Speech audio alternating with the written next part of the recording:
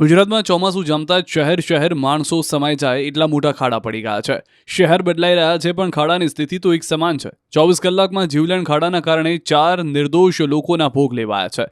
અમદાવાદના ઓઢવ વિસ્તારમાં એવા ખાડા પડ્યા કે એક બાઇક ચાલક આખો ખાડામાં જ સમાઈ ગયો.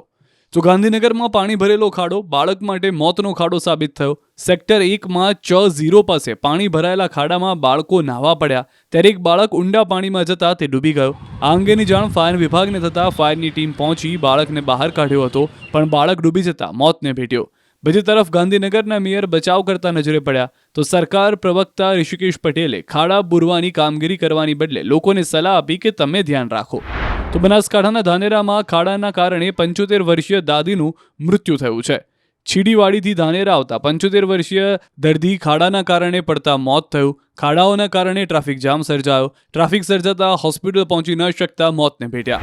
આ તરફ બનાસકાંઠાના ધાનેરામાં નેશનલ હાઈવે પર પડેલા ખાડા પૂરવા પોલીસ મેદાને આવી. પોલીસ વિભાગના જીઆરડી અને ટીઆરબીના જવાનોએ નેશનલ હાઈવે પર પડેલા ખાડા પૂર્યા. તો જામનગરના ધ્રોલ પંથકમાં આવેલા ઊંડ 2 ડેમ ઉપરના રોડ પર ખાડા રાજ જોવા મળ્યું.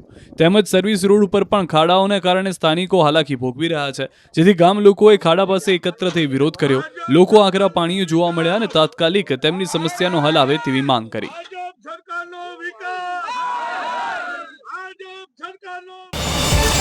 QR કોડ સ્કેન કરો અને ડાઉનલોડ કરો ન્યૂઝ 18 એપ. મેળવો ગુજરાત અને દેશ દુનિયાની પળે પળની અપડેટ્સ.